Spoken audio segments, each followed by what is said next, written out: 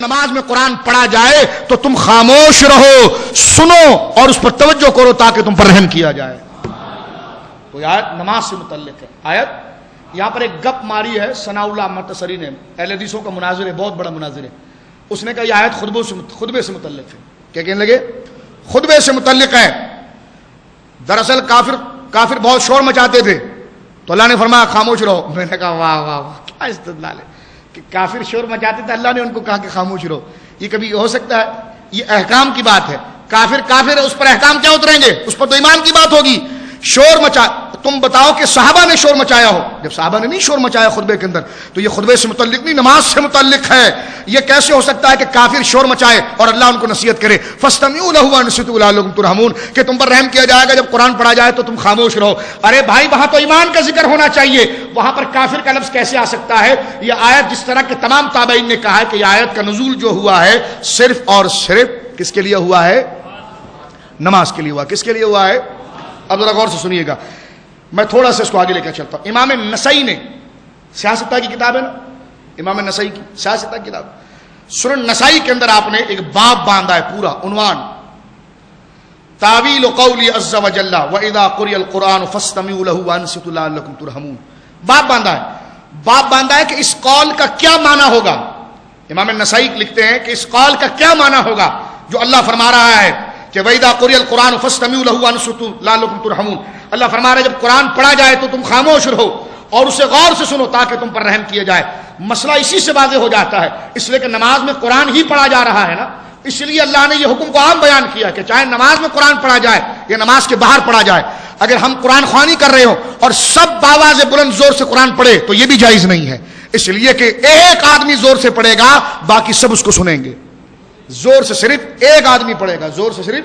تو یہ آیت تو ہمارے موقف پر 100% ہے کہ جناب یہ ہر طریقے سے قرآن چاہے نماز میں پڑھا جائے یا نماز کے علاوہ پڑھا جائے، جب ایک آدمی زور سے پڑھ رہا ہوگا تو سب نے اس کو توجہ سے سننا ہوگا اور وَأَنصِتُوا اور اس پر خاموشی اختیار کرنی ہوگی. لیکن حدیث کی کتاب نسائی شریف کے اندر یہ روایت موجود ہے کہ امام نسائی نے، بور تو نہیں ہو رہے آپ؟ ہاں ذرا غور سے سنیے اس کو.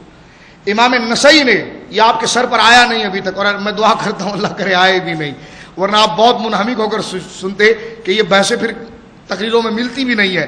یہ میں نے خاص انتخاب کر کے اس لیے لایا ہوں تاکہ، کیونکہ ہمارے علاقے میں بھی میں نے سنا دوراجی میں بعض غیر مقلد ادھر ادھر کر رہے تھے، تو میں نے کہا کہ پھر اس موضوع پر اپنی عوام کو مکمل طور پر تیار کر دیا جائے کہ حق موقف وہی ہے الحمدللہ جو اہل سنت احناف کا ہے. تو یہ جو قرآن کی آیت ہے کہ جب قرآن پڑھا جائے تو خاموش رہو اور فاستمعوا اسے سنو اور خاموش رہو تاکہ تم پر رحم کیا جائے. امام نسائی کہتے ہیں اس سے کیا مراد ہے؟ تو امام نسائی اپنا قول نہیں حدیث لاتے ہیں اس پر. فرماتے ہیں نبی ہریرہ رضی اللہ تعالیٰ عنہ، انہوں نے تو اپنے قول پر حدیث نہیں پیش کی.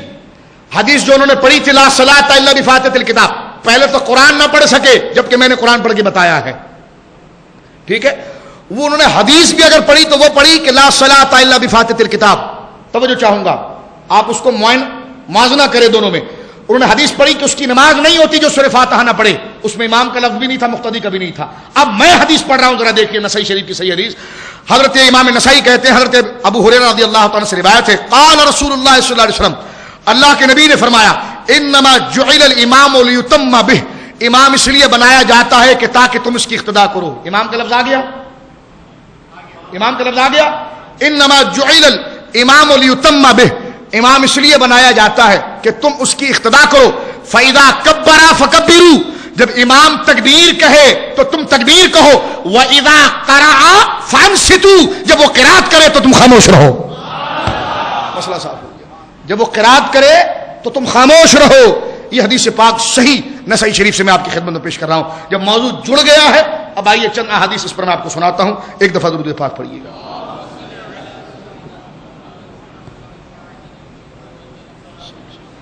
امام کا لفظ تھا بھائی، مل کر کہیے.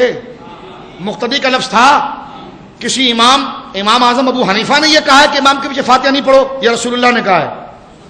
سرکار فرما رہے نا، انما، الفاظ بھی دیکھیں کتنے نکھرے ہوئے، انما جعل الامام لیتم بہ، امام اس لیے بنایا جاتا ہے کہ تم اس کی اقتداء کرو. فَإِذَا كَبَّرَ فَكَبِّرُوا، امام کے ساتھ کیا کیا کرنا ہے یہ حضور سکھا رہے ہیں. فرمایا جب امام تکبیر کہنا ہے تو پھر تم نے بھی تکبیر کہنا ہے. ہاں اس میں امام کا ساتھ دینا ہے تم نے، لیکن وَإِذَا قَرَأَ فَانصِتُوا، جب وہ قرات کرے گا تو تم نے خاموش رہنا ہے. یہ نسائی شریف کی حدیث تھی. آئیے مسلم شریف کی طرف چلتے ہیں. حضرت ابو موسیٰ اشعری رضی اللہ تعالیٰ فرماتے ہیں کہ سید عالم صلی اللہ علیہ وسلم نے یہ ارشاد فرمایا کہ اذا صلیتم، جب تم نماز پڑھو، فاقیموا صفوفکم، اپنی صفوں کو درست رکھو، ثم لیؤمکم احدکم، پھر فرمایا کہ جو تم میں امام بنایا گیا ہے اس کی تم اقتدا کرو، فاذا کبر فکبروا، اور جب وہ تکبیر کہے تو تم تکبیر کہو، فاذا قرأ فانصتوا، اور جب وہ قرات کرے تو تم خاموش رہو. کتنی حدیث ہو گئی؟ 2. یہ مسلم شریف کی حدیث میں نے آپ کے سامنے گویا کہ پیش کی ہے. اب تھوڑا سے آگے چلتے ہیں اور اس پر میں چند حدیث آپ کی خدمت میں مزید پیش کرتا ہوں. ابن ماجہ جلد نمبر 1 صفحہ 61 پر یہ صحیح حدیث موجود ہے. حضرت جابر اس کے راوی ہیں، کہتے ہیں قال صلی رسول اللہ صلی اللہ علیہ وسلم بالناس، حضور علیہ الصلوۃ والسلام لوگوں کی امامت فرما رہے ہیں. حضور لوگوں کی فقرأ رجل خلفہ، حضور کے پیچھے ایک آدمی نے قرات کی، حضور کے پیچھے ایک آدمی نے قرات کی. فلما قضى الصلاۃ، جب نماز ختم ہو گئی، قال، حضور نے ارشاد فرمایا ایکم قرأ خلفی، میرے پیچھے کس نے قرات کی تھی؟ ثلاث مرات، سرکار کو جلال آیا 3 دفعہ فرمایا کس نے قرات کی تھی، کس نے قرات کی تھی، کس نے قرات کی تھی. بندہ ڈر گیا، صحابی کہنے لگے انا یا رسول اللہ، حضور میں نے قرات کی تھی. سرکار نے فرمایا فقال من صلی خلف الامام، تم میں سے جو شخص امام کے پیچھے نماز پڑھے، فإن قراءة الامام له قراءة، تمہاری قرات کی ضرورت نہیں، امام کی قرات ہی تمہاری قرات ہے، امام کی قرات ہی تمہاری قرات ہے. فإن القراءة الامام له قراءة، کہ تمہارے امام کی قرات ہی تمہاری. کتنی حدیث ہو گئی؟ میں اگر بھول بھی جاؤں تو گنتی آپ نے نہیں بھولنی ہے، ٹھیک ہے. کتنی حدیث ہو گئی؟ آئیے چوتھی حدیث بخاری مسلم میں موجود ہے. بخاری شریف صفۃ الصلاۃ جلد نمبر 1 باب ایجاب التکبیر افتتاح الصلاۃ کے اندر یہ روایت موجود ہے اور یہ بالکل صحیح حدیث ہے. حضرت ابو ہریرہ رضی اللہ تعالیٰ عنہ کے راوی ہے. کون سی حدیث پڑھ رہا ہوں میں؟ عن ابی ہریرہ رضی اللہ تعالیٰ عنہ قال قال النبی صلی اللہ علیہ وسلم، وقت میرے پاس نہیں اس لیے جلدی جلدی پڑھ رہا ہوں، کہ نبی کریم علیہ الصلوۃ والسلام نے فرمایا انما جعل الامام لیتم بہ، امام اس لیے بنایا جاتا ہے کہ تم اس کی اقتدا کرو. فَإِذَا كَبَّرَا فَكَبِّرُوا، جب وہ تکبیر کہے تو تم تکبیر کہو. وَإِذَا رَكَعَ فَارْكَعُوا، جب وہ رکوع کرے تم بھی رکوع کرو. یعنی بتا رہے حضور جس میں مماثلت کرنی ہے اور کس میں نہیں کرنی ہے. فرمایا تکبیر میں تم ویسے ہی کرو گے جیسا امام کر رہا ہے، رکوع میں ویسے ہی کرو گے جیسا امام کہہ رہا ہے. وَإِذَا قَالَ سَمِعَ اللَّهُ لِمَنْ حَمِدَهُ، جب تمہارا امام کہے سَمِعَ اللَّهُ لِمَنْ حَمِدَهُ فَقُولُوا رَبَّنَا وَلَكَ الْحَمْدُ، تو تم کہو ربنا ولک الحمد. فرمایا وَإِذَا سَجَدَ فَاسْجُدُوا وَإِذَا صَلَّى جَالِسًا، اور جب وہ بیٹھ جائے تو تم بھی بیٹھ جاؤ. فَصَلُّوا جُلُوسًا، اور بیٹھ جائے تو تم بھی بیٹھ جاؤ. اور فرمایا تمام کے تمام اس میں بیٹھ جائے. فَإِذَا قَرَأَ فَانصِتُوا، اور جب وہ قرات کر رہا ہو تو تم خاموش رہو. کتنی حدیثیں ہو گئی؟ 4. آگے چلتے ہیں. جامع ترمذی کی حدیث دیکھیے، یہ اس سے زیادہ واضح حدیث ہے. اس حدیث نے تو دودھ کا دودھ پانی کا پانی کر دیا، ہر چیز کو میرے آقا نے واضح کر دیا ہے. اس حدیث کو ذرا غور سے سنیے گا. یہ جامع ترمذی کی انتہائی صحیح حدیث ہے اور اس کو حضرت امام ترمذی نے فرمایا ھذا حدیث حسن صحیح. اور امام ترمذی اب اس کو حسن صحیح جس حدیث کو کہتے ہیں وہ صحت میں بہت مضبوط ہوتی ہے. وہ صحت کے اندر ترمذی شریف پڑھنے والے اس بات کو جانتے ہیں کہ امام بخاری کا حدیث کو صحیح کہنا اور امام ترمذی کا حسن صحیح کہنا، یہ اس پختگی کا مقابلہ کرتی ہے جو امام بخاری جس چیز کو صحیح کہتے ہیں.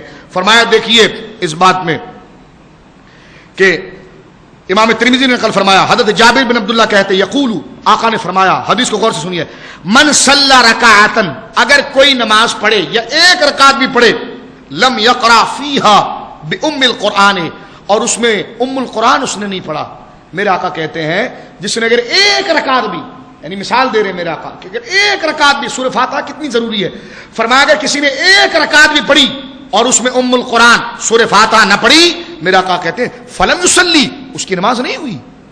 جس نے ایک رکعت بھی پڑھی اور سورہ فاتحہ نہ پڑھی، غور سے سنیے، جس نے ایک رکعت بھی پڑھی اور سورہ فاتحہ نہ پڑھی اس کی نماز نہیں ہوئی. الا ان یکون وراء الامام، مگر جب امام کے پیچھے ہوگا تو نہیں پڑھے گا.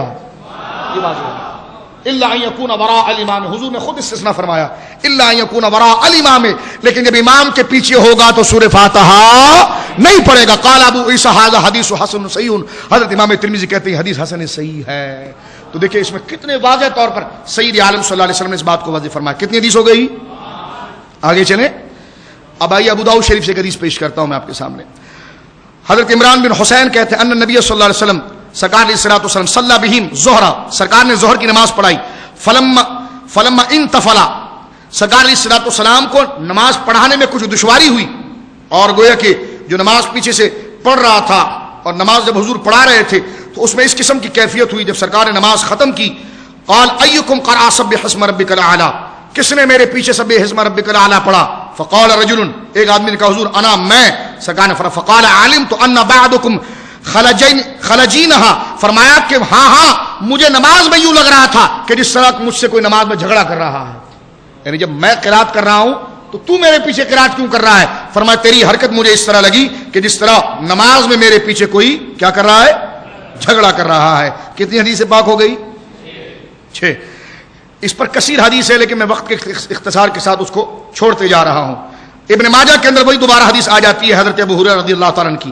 حضرت ابو ہریرہ کہتے ہیں قال رسول اللہ صلی اللہ علیہ وسلم انما جعل الامام لیتم بہ، کہ جب امام بنایا جائے تو اس کی اقتداء کی جاتی ہے. فاذا کبر فکبروا، جب وہ تکبیر کہے تو تم بھی تکبیر کہو. واذا قرأ فانصتوا، جب وہ تلاوت کرے تو تم خاموش رہو. واذا قرأ غیر المغضوب علیہم ولا الضالین، جب امام کہے غیر المغضوب علیہم ولا الضالین فقولوا آمین، تو پھر تم آمین کہو. تو یہ پوری نماز کا طریقہ حضرت ابو ہریرہ نے کہا. فرمایا کہ امام کے پیچھے آمین تو تم نے کرنا ہے لیکن امام کے پیچھے تلاوت تم نے، قرات تم نے نہیں کرنی ہے. ابن ماجہ کے اندر یہ حدیث دوبارہ حضرت موسیٰ اشعری سے آتی اسی الفاظ کے ساتھ کہ تم نے قرات گویا کہ نہیں کرنی ہے. اور حضرت امام مالک نے موطا امام مالک کے اندر جو روایت ہے حضرت عبداللہ ابن عمر سے